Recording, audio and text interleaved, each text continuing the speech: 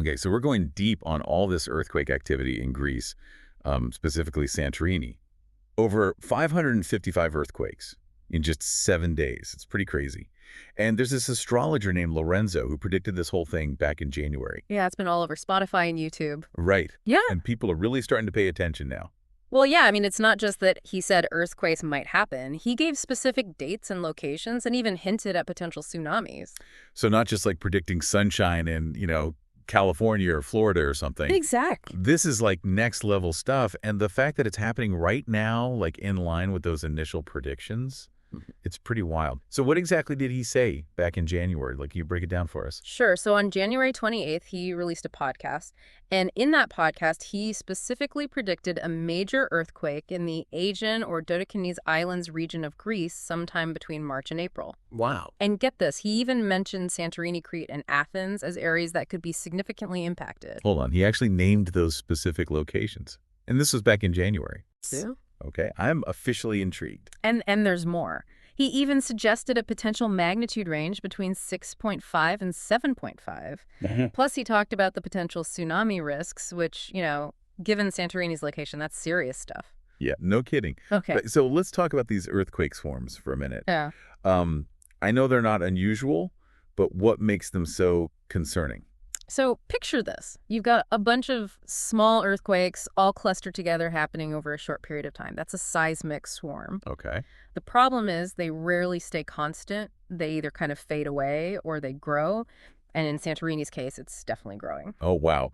So more earthquakes, stronger earthquakes, and we haven't even hit March yet. Lorenzo's predictions are starting to feel less like predictions and more like a play-by-play. Right. It's wild. And these swarms are a clear sign that the Earth's crust is under a lot of stress, like a pressure cooker, and those small quakes are just like little bursts of steam. Okay. The big question is what happens when the whole thing blows? I think I'm getting a little nervous just thinking about it. Okay, so how does astrology fit into all of this? I mean, what is it about the current planetary alignments that makes this time period so volatile? So Lorenzo pointed to a few key players in this kind of cosmic drama. The first is Mars retrograde in Cancer. Oh. And this particular placement is known to stir up hidden tensions and bring things to the surface.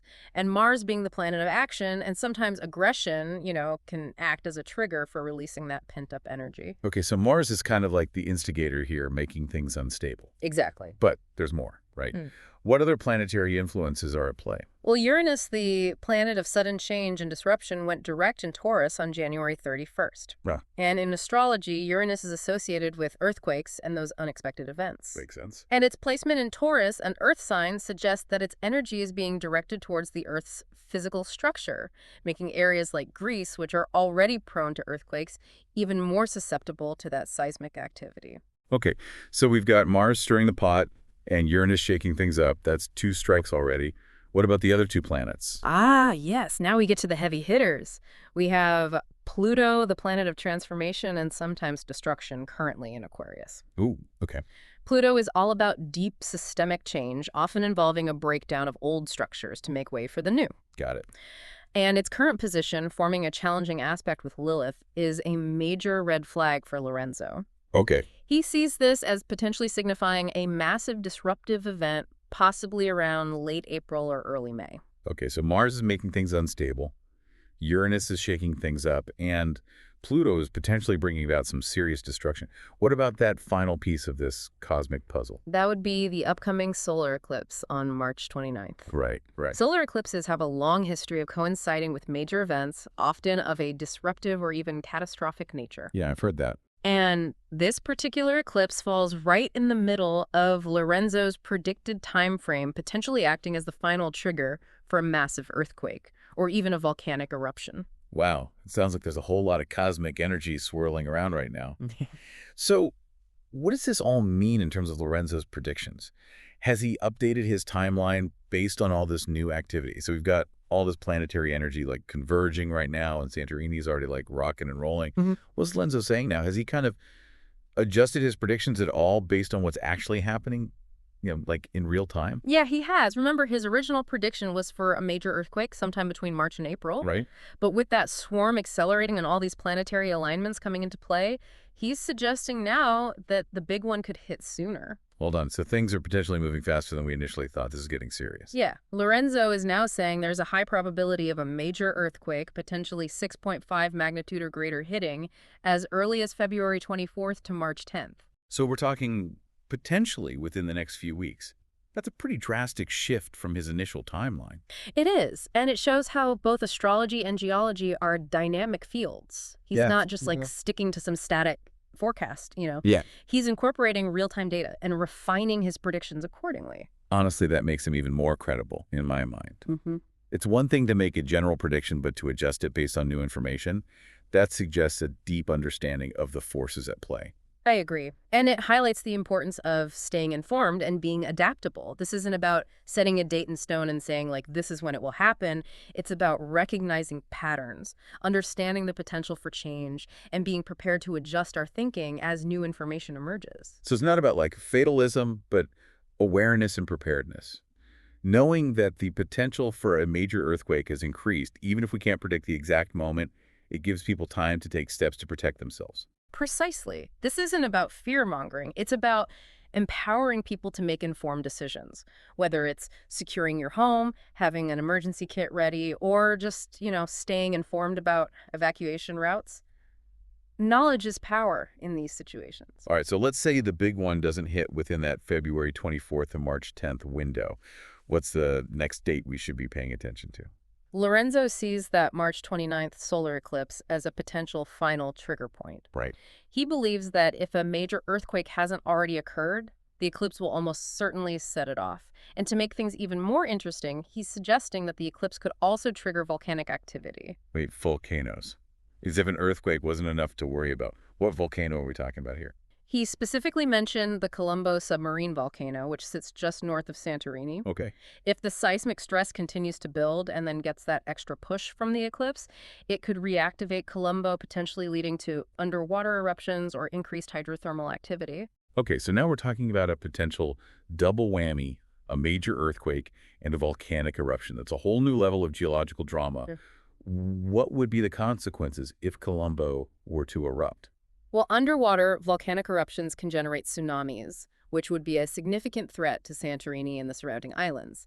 Increased hydrothermal activity could also destabilize the seafloor, potentially triggering landslides or even further seismic activity. So it's not just about the immediate impact of an eruption, but the ripple effects it could have on the entire region. And of course, there's the potential economic and social impact to consider as well. Absolutely. Santorini relies heavily on tourism, and a volcanic eruption would obviously disrupt that industry. There's also the potential for displacement of residents, damage to infrastructure, and the overall psychological impact of dealing with such a dramatic event. Okay, so we've got the February 24th to March 10th window, then the March 29th eclipse as a potential trigger point. But what about after that? Does the danger just vanish? Not necessarily. Lorenzo is predicting that even after the major earthquake, the aftershocks could continue for months, potentially, into April and May 2025. Wow. He even suggests there could be a second major earthquake, though perhaps slightly smaller, heading a different region of Greece during that time frame. So we're not talking about a one-and-done scenario, but potentially a series of events unfolding over several months, with each event potentially triggering further instability. That's right. And remember, we're talking about a region that's already incredibly seismically active. Right. Even without these astrological influences, Greece is prone to earthquakes. Yeah. These planetary alignments are essentially adding fuel to an already smoldering fire. So Greece is like a tinderbox right now, just waiting for a spark to ignite it. And it sounds like Lorenzo believes those sparks are coming from the cosmos. That's one way to look at it. It's like the difference between striking a match in a calm room versus striking a match in a room full of gasoline fumes. The potential for a major event is already there, but these astrological influences are increasing the likelihood and potentially the intensity of those events. Okay, so let's shift gears a bit and talk about what all of this means for people who may not be experts in geology or astrology. Right. We've got these dates, these planetary alignments, and these potential scenarios. But what does it all boil down to in practical terms? What can people do to prepare? Well, first and foremost, stay informed. Follow Lorenzo's updates, but also pay attention to official sources like the Greek seismological authorities and government announcements. Oh, yeah. Knowledge is power, and the more informed you are, the better prepared you'll be to make decisions in a crisis. So don't just rely on social media, but check official channels for information. What about practical steps people can take at home? If you're in Greece, especially in areas like Santorini, Crete, or Athens, now is the time to review your emergency preparedness plan. Make sure you have an emergency kit ready with essentials like water, food, first aid supplies, flashlights, and a battery-powered radio. The classic earthquake kit, always a good idea, especially in seismically active regions. Exactly. And if you haven't already, it's a good idea to secure heavy objects in your home. Make sure, evacuation routes and have a communication plan with your family or housemates. So basic preparedness measures, but crucial ones. Absolutely. And remember, these steps aren't just for people living in Greece. If you're planning to travel there in the coming months, be aware of the situation. Check travel advisories and consider the potential risks. So even if you're just planning a vacation, it's a good idea to be informed and prepared.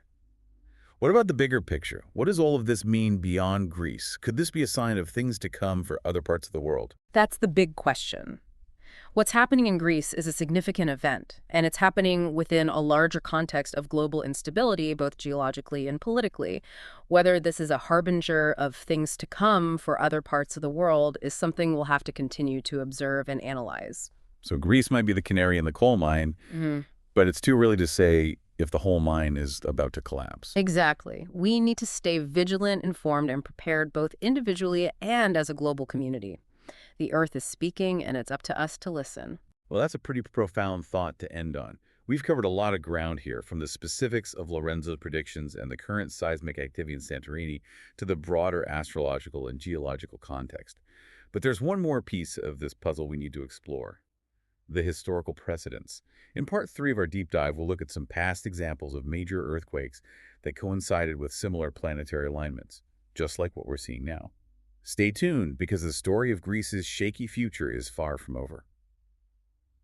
Okay, so we've talked about Lorenzo's predictions, the escalating seismic activity in Santorini, and the potential for even more upheaval in the coming months. But is there any historical evidence to back up this idea that planetary alignments can actually influence earthquakes? Yeah, there are some pretty fascinating historical examples that suggest a possible correlation between major earthquakes and specific planetary alignments. Okay, let's hear them. Give us some historical proof that this isn't just some random astrological theory. Okay, so let's go way back to 365 AD. A massive earthquake, estimated to be around 8.0 magnitude, struck off the coast of Crete, triggering a devastating tsunami that wreaked havoc across the Mediterranean. Oh, wow, that sounds catastrophic. Was this a well-documented event? Oh yeah, it was a truly devastating event impacting not just Greece, but regions as far away as Egypt. And what's interesting is that the timing of this earthquake coincides with a powerful conjunction between Saturn and Pluto. Saturn and Pluto, those are some big names in the astrology world. What do those planets represent? So in astrology, Saturn is often associated with structure limitations and karma. Pluto is linked to transformation power and often destruction. Okay. And when these two planets come together, it's often a time of major upheaval, breakdown of existing structures, and yes, sometimes literally the earth shifting beneath our feet. So not just a random coincidence, but a potential astrological fingerprint that aligns with a major seismic event. Okay. I'm starting to see the connection here. But one example doesn't exactly prove a rule right. What about other historical earthquakes? Well, let's fast forward to 1956. Remember how we talked about Santorini's current earthquake swarm? Right. It turns out Santorini has a history of seismic drama. Back in 1956, it was hit with a 7.5 magnitude earthquake, which also triggered a tsunami and caused widespread damage. Wow. And guess what? The astrological chart for that year shows Uranus, the planet of disruption, transiting through Cancer, a water sign just like Mars is currently doing. So Uranus in a water sign, that seems to be a theme here, shaking things up in watery realms. Was anything else happening astrologically that year? Yes, Pluto, the planet of transformation, was in Leo, a fiery sign associated with, you guessed it, seismic activity. So once again, we see a potential correlation between a major earthquake and these significant planetary alignments. Okay, 2 major earthquakes, both with astrological parallels to what's happening now. Is there a more recent example that might convince the skeptics? Let's jump to 1999. Remember the earthquake that hit Athens, causing significant damage and loss of life? Yeah, it was a stark reminder that these earthquakes aren't just abstract events. They have a real and devastating impact on people's lives. Exactly. And when we look at the astrological chart for 1999, we see another significant alignment. Mars, the planet of action, and in this context, possibly seismic energy, was in a tense opposition to Pluto, the planet of transformation. Opposition meaning they were basically facing each other off across the zodiac, Yeah. like a cosmic tug of war. That's a great way to put it. And that kind of tension, astrologically speaking, is often associated with sudden releases of energy eruptions, upheavals, and, yes, earthquakes. So 3 major earthquakes in Greek history, all with corresponding planetary alignments that suggest a possible link between cosmic movements and seismic activity. It's starting to feel less like coincidence and more like a pattern. That's exactly the argument that Lorenzo is making. He's not just saying, hey, planets influence earthquakes. He's pointing to specific historical examples to demonstrate that this correlation has been observed for centuries. And the thing is, 2025 is shaping up to be a year where many of these key astrological players are back in the game. It's almost like a cosmic reunion tour, but instead of rock stars, we've got planets rocking the Earth. Right. We've got Mars retrograde in Cancer Uranus, direct in Taurus Pluto and Aquarius, and that March 29th solar eclipse all happening within a relatively short time frame. Right. And if history is any indication, that's a recipe for potential seismic upheaval. When you look at the escalating seismic activity in Santorini and then add in these historical examples of earthquakes aligning with similar planetary configurations, Lorenzo's predictions start to seem less like fringe astrology and more like informed insights. He's not pulling these predictions out of thin air. He's drawing on a combination of astrological knowledge, geological data, and historical precedents to make a compelling case for increased seismic activity in Greece. It's been fascinating and a little unsettling to dive into all of this. It definitely makes you think about the forces at play, both here on Earth and out in the cosmos. So what's the main takeaway for our listeners? What should they be thinking about after listening to this deep dive? Well, I think the biggest takeaway here is that whether you believe in astrology or not, the Earth is undeniably active and unpredictable. We've seen throughout history and even in recent weeks that seismic events can happen suddenly and with devastating consequences. So regardless of what the planets are doing, it's crucial to be prepared for the unexpected. Have an emergency plan, make sure you have supplies, and stay informed about potential risks in your area. Knowledge and preparation are our greatest tools when it comes to navigating these kinds of natural events. That's a great point. We can't control the Earth or the planets, but we can control how we prepare for whatever might come our way. It's been a fascinating deep dive into Lorenzo's predictions, the science behind earthquake swarms, and the historical context that adds another layer to this whole unfolding story. Thanks for joining us, and remember, stay safe out there.